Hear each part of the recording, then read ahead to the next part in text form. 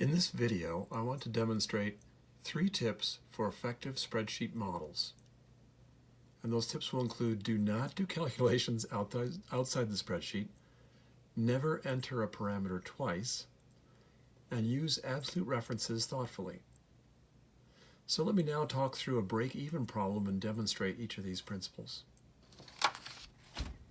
So here on my screen I have a break-even problem. We can see we've got a selling price, and then we've got some packaging and contents costs. Let's say this is maybe a snack food or a protein bar, protein powder, something. So our total variable costs are $7 per unit, and our selling price is $10 per unit. So if we added up our variable costs and then we take the $10 minus the $7, we end up with a contribution per unit of $3. Now our fixed costs involved package redesign, selling into the channel, and then a shelving fee or a stocking fee of some sort. We add all those up and we see that's $63,000. So computing the break-even volume now, we would just take the $63,000 divided by the $3 gets us $21,000. So let's go back, and I'm going to get to the sensitivity analysis in a minute, but let's talk about this stuff up here first. So the idea of not doing calculations outside the spreadsheet. So for example, up here where I've got this $7, I have an equation in the spreadsheet for the $7. I'm adjusting my screen so you can see that up at the top. If you click on these, you can even see the colors. So do not enter $7 here, and do not enter 2 plus 5. Enter the equation itself. There's a number of reasons why we want to do that. One is, anytime you do the math outside the spreadsheet, now you can't follow how you did the math anymore. So that's kind of a problem. There could also be key punch errors. So if I get out of this for a second, I can see all the math right here. I can see the $2 and $5. If I did the math outside the spreadsheet, I might not have known what was used, and so if there was an error later, it would be really hard to follow. If I've got all the numbers in the spreadsheet, I can easily see what's going on. So that's a very good reason to have the math in the spreadsheet. Another good reason to have the math in the spreadsheet is that if you want to change something now, it's very easy to change and you can see different results. So we had a break-even volume of 21,000, but what if our packaging cost changed to, let's say, $1.75 instead? Oh, look, see, everything changes, and we've got a new break-even. Because I've used all these formulas here and there's no calculations outside the spreadsheet, any change in some of my basic parameters leads to a change in the outcome. So that's a really nice thing to be able to track. I'll put that back to $2 for now. So for catching errors and for being able to make changes and seeing the impact of those changes, it's really good to have all the calculations in the spreadsheet.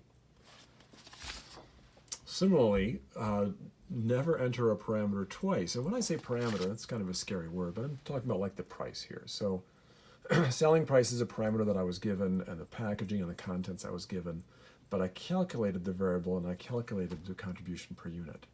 So I'm saying don't enter this $10 twice anywhere. So don't go to this cell and put in 10 minus 7. No, refer back to this cell with the $10 in it, right? Enter an equation here. Do not enter the number itself. So again, it's kind of like the first one. Keep everything in the spreadsheet, enter that $10 in one place, and then just refer back to that $10. And one of the advantages there too is then any changes in that $10, and you easily see changes in your break-even volume. So let's suppose that we could raise our price to $11. Boom, we have a new break-even volume because the equation that uses that $10 is referring back to this cell. I never entered it twice. Just enter it in one place and then keep track of it. Okay, so I did this break-even analysis. Once we've done the break-even analysis, we could do some sensitivity analysis down here. And we do the sensitivity analysis by trying different values at different points in time and seeing what the outcome might look like. In this problem, I was very interested in looking at, suppose we ran for 18 months, what would be the profit at different levels of sales? So if we could sell 500 units a month, 1,000 units a month, 1,500 units a month, how much money would we make? So I entered some equations here. In this cell, you can see I've got the $500 units per month times the $3 contribution per unit. Now I'm using absolute references carefully. That was my third bullet point here. Use absolute references thoughtfully. I'm going to have the dollar signs down here, and you can see them up here, around that cell, the red cell, so that when I copy this cell down, I'm going to try some different values here, it'll always look at that $3. Now, the B16 is using a relative references, so it'll always look over one to find the right value here. That's exactly what I want it to do, but I always want it to look at this cell for that dollar amount. Okay, similarly for the total profit then, this is profit per month, but profit for the 18 months is going to be this profit times 18 months. And again, I'll use an absolute reference here to talk to the 18 months, but I'll always look over to C to find the profit per month. Fixed cost is always looking up over here, so that's an absolute reference that I can copy down. It will always be 63,000. And then the profit, I'm just subtracting these rows, and it's going to change for each row, so I can just leave relative references in there. If I've got the equation set up right, then I can just copy the entire row and copy it down, and boom, I've done all this sensitivity analysis with several different possibilities to explore, several different unit volumes, and I can see what the impact would be on my profit over this 18-month period. Because I just entered things once, I could go in here and say, well, I didn't mean 18 months. Let's look at 24 months instead.